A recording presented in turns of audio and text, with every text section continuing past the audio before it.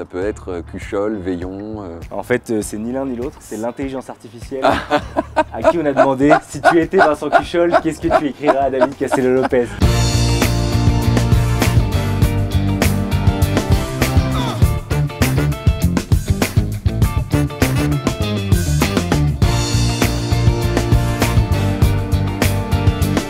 David, super content de te recevoir ici. Bon, mais super content d'être reçu par vous ici aussi. Ce qui m'a vachement plu quand on s'est rencontrés tout à l'heure, c'est que notre premier échange, ça a été de dire il fait beau ici, c'est sympa. C'était clairement du small talk. Ouais. Et du coup, je me suis dit quelle belle référence à ton émission sur Combini. Moi, c'est vraiment un bonheur d'arriver en Suisse, toujours. Et pourtant, je viens de plus en plus souvent.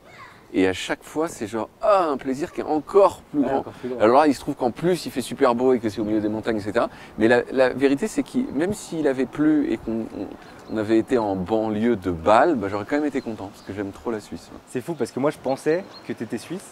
Alors que beaucoup de gens pensent. Ouais. Je ne sais pas pourquoi les gens pensent ça d'ailleurs. Mais... Je ne sais pas l'expliquer non plus. Pour commencer l'interview, je vais te lire un petit message de quelqu'un que tu connais. Ouais. Et à toi de deviner qui c'est. Okay. David, ta contribution à notre émission est inestimable. Tes chroniques brillantes apportent une profondeur et une légèreté qui transforment chaque émission. Travailler à tes côtés est à la fois un plaisir et une source constante d'inspiration. Hâte de continuer cette belle aventure ensemble. Est-ce que tu as une idée de qui aurait pu écrire ça? Ça peut être pas mal de gens, parce que la mission, on voit très bien laquelle c'est, c'est 52 minutes. Mais je connais beaucoup de gens de 52 minutes, donc ça peut être Cuchol, Veillon... En fait, c'est ni l'un ni l'autre, c'est l'intelligence artificielle à qui on a demandé si tu étais Vincent Cuchol, qu'est-ce que tu écrirais à David Castello-Lopez? Et voilà ce qu'il a dit. Putain, alors en fait, il dirait pas du tout ça en fait. Genre, putain, il nous casse les... Je dis, putain, il est vraiment hyper sympa. Ils m'ont jamais dit ça en face, quoi, tu vois. C'est normal parce qu'ils l'ont pas dit du tout, en fait. Voilà, c'est ça. C'est un peu le truc, t'es genre, il y a quelqu'un qui m'aime bien. Et en fait, non. Bon, si je t'ai fait ça, c'est parce que du coup, le thème de notre échange, là, ça va être un peu l'intelligence artificielle et l'humour. Comment est-ce qu'aujourd'hui, l'intelligence artificielle pourra un jour peut-être nous aider à écrire des vannes ou peut-être déjà, le cas. Je sais pas, est-ce que toi tu te sers un peu de l'intelligence artificielle pour écriire, pour avoir des idées ou pas du tout? Ou est-ce que c'est quelque chose qui te fait peur Pas du tout. Des fois pour avoir tu veux avoir un début de réponse à une question, plutôt pour avoir une réponse à une question que tu te poses, mais dont tu cherches une réponse vraie, quoi. Un peu un truc journalistique, sauf que extrêmement décevant pour l'instant.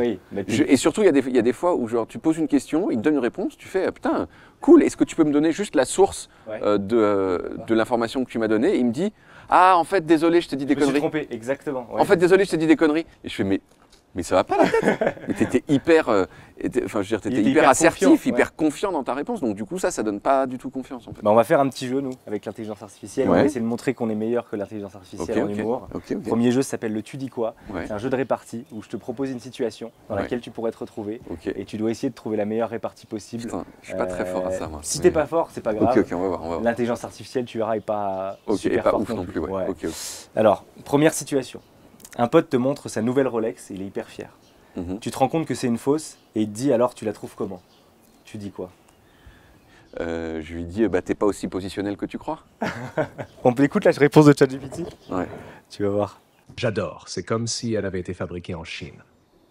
C'est plus drôle que moi. C'est pas mal, honnêtement c'est pas mal ce qu'il a trouvé là. C'est un peu... Non, c'est mieux que moi, Ok, bravo ChatGPT. Ça m'énerve, mais c'est comme ça. Et il a un petit accent anglais ce monsieur. Oui, ChatGPT, on se fait pourquoi, c'est comme ça quoi. La deuxième situation, t'as 13 ans. T'es avec tes potes et ensemble vous vous dites ça serait quand même super rigolo qu'on mette une petite boulette de shit dans les croquettes du chien. Ton père remarque quelque chose qui est de bizarre avec le chien. Il te dit vous avez fait quoi avec le chien? Tu dirais quoi? Je lui ai dit qu'il allait mourir avant nous tous. En plus, je t'ai posé cette question parce que... je donnais la fougnasse à mon chien Jazz. Je suis content que bien sûr, à Jazz, on lui... en fait, Jazz, c'était ton beagle, c'est ça? Jazz, c'était mon chien, un beagle quand j'avais je l'ai eu quand j'avais 13 ans et il est mort quand j'en avais 25. Et on mixait tout un tas de choses ensemble, des choses que normalement on mange séparément, genre du fromage, de la bière, du chocolat, des huîtres, tout ça. On mixait, on faisait une sorte de pâte de tout ça, qu'on appelait la fougnasse, et on donnait la fougnasse à manger à Jazz. Et Jazz, il kiffait la fougnasse. Il kiffait la fougnasse. C'était un de ses trucs. Et t'as jamais voulu... Peut-être ça a amené à son décès en fait. Je sais pas. On écoute ce que ChatGPT il a répondu à ça. Il a répondu... Papa, je crois que notre chien a juste décidé de devenir le Snoop Dogg du quartier. Oui. Ouais. Non, mais c'est bien pensé quand même. Mais c'est pas mal, c'est un peu classique. Un peu classique, voilà. Ouais. Et la troisième situation, ouais. Tu es au 3e round d'un combat de MMA et tu marches sur une épine. Ah. Tu dis quoi? C'est dur, hein? Parce que surtout, moi, en fait, je pars d'un. J'arrive pas. J'ai du mal à créer des vannes par le haut en disant faut que ce soit drôle. J'essaie de trouver un truc vrai et d'arriver. Oui, c'est vrai.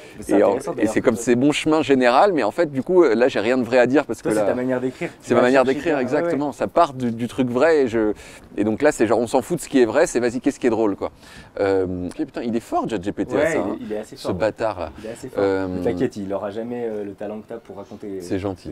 C'est plutôt genre, ce que j'ai envie de dire, c'est genre, hey, t'es en train de te faire marave la gueule, et en fait, ça te saoule. Qu'est-ce que tu dis? Tu dis que t'as marché sur une épine. Voilà, ouais, c'est ça. ChatGPT, il a répondu, je te le fais à l'oral, il a fait je savais que ce combat serait piquant, mais pas littéralement. C'est pas très drôle, c'est bien écrit. En fait, c'est une vanne, c'est très classique. C'est ça. Mais c'est une vraie vanne, quoi. Exactement. C'est des mécaniques, tu vois, c'est un jeu de mots, en fait. Ouais. Mais c'est bien fait, quoi. C'est pas très drôle, mais ça va, quoi. Ça va. Ouais, parce que c'est pas des vannes qui me font énormément rire, mais je pense que ça plairait beaucoup à plein de gens, tu vois. Il est assez fort, quoi.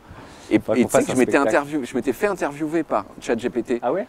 Au début de ChatGPT 3, quoi, le moment où c'est sorti comme ça, et genre c'était naze, c'était à chier, et j'étais là genre, et là c'est beaucoup mieux, quoi. C'est pas mal. Et ça fait peu de temps, donc à mon avis on va se faire peut-être dans 5 ans, tu vas voir. Ouais, complètement. Ouais. Bon, on va passer à un autre petit jeu. Là, il va falloir juste que tu découvres qui ChatGPT a essayé d'imiter pour faire un stand-up. Ok. Je ne sais pas si vous avez remarqué, mais j'ai tellement conquis de territoire que je pourrais me promener dans toute l'Europe sans jamais quitter mon empire. Je suis tellement stratège que même mes parties d'échecs sont classées secret défense. Non mais sérieux, il n'y a que moi qui utilise un escabeau pour déclarer la guerre. C'est Napoléon. Oui. Ouais. Ah ouais. Mais il n'était pas si petit que ça, Napoléon. Ah tout bon? le monde dit ça, il faisait 1m68, ce qui était tout à fait normal pour l'époque. J'adore, on apprend tellement de choses en plus. C'est vraiment, il est trop fort. mais non, Napoléon. Bah, merci beaucoup, David. Bah, merci à toi, Victor. Bon courage pour ton spectacle à Maxi Rire. Merci, amuse-toi bien et cultive-nous et fais-nous rire comme tu le fais tout le jour. À bientôt. À bientôt. Merci. Bye bye.